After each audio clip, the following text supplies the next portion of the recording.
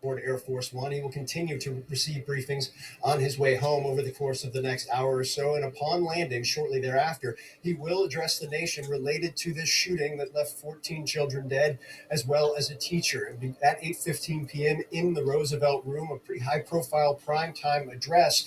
And just to echo some of the things that Ed was talking about. This harkens back or has echoes to the murders in Sandy Hook. President Biden was then Vice President Biden. He's often referred to that day as one of the worst, if not the worst, of the 8 years he and President Obama were in office. He was also President Obama's point person on efforts to take legislative action in response to that shooting, efforts that fell short. He mentions those efforts often. Obviously, he has attempted to move through gun restrictions that have been blocked by Senate Republicans over the course of his time in office. It is likely he will make a new push for those. White House officials making clear they're still waiting for more details, more information about what's transpired. But there's no question about it. As the president commemorated or tried to remember the ninth anniversary of the Sandy Hook shootings just a couple of months ago, he said, "We need more than prayers. We owe these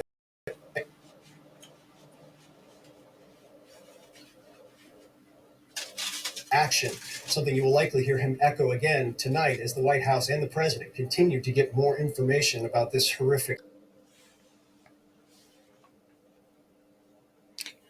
All right, ladies and gentlemen, here we go again. That video clip was from CNN Live. I just wanted to get some footage of what was going on. So, as you may have heard, one teacher and 14 students, these students range from second to fourth grade. So, these were pretty young children, were all killed. And as you heard, they took the parents into one room to tell them their children were dead, and they said the screams and crying they heard from that room, that is just absolutely horrible.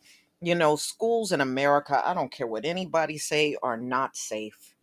It is not safe for your children if they're not going through all kinds of issues on race, or they're being harassed by their hair, or or somebody is coming in there shooting, or Karen, the teacher, is acting up and being racist in class. The list just never ends. And then you got the child predator teachers, the ones that go into these class and develop a sexual relationship with the student. It is just not a good place for children at all.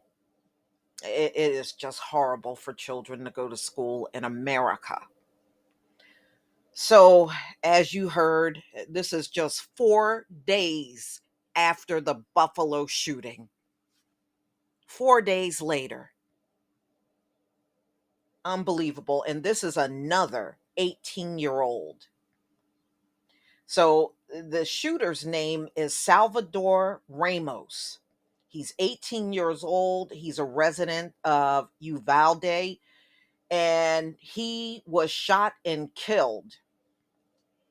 It's amazing. They could shoot and kill him, but the one in Buffalo, they didn't want to do that. How convenient. So, my goodness, that is a shame.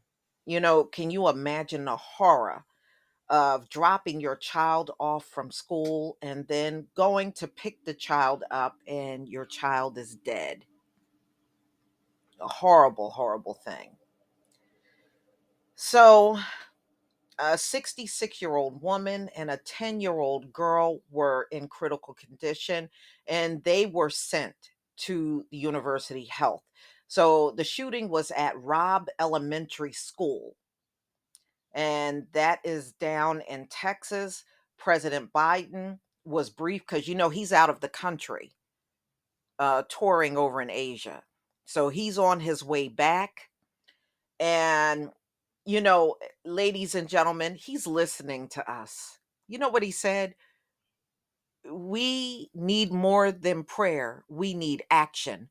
Who's been talking about action all over YouTube? The new black media. That's who. He's listening to us. So, ladies and gentlemen,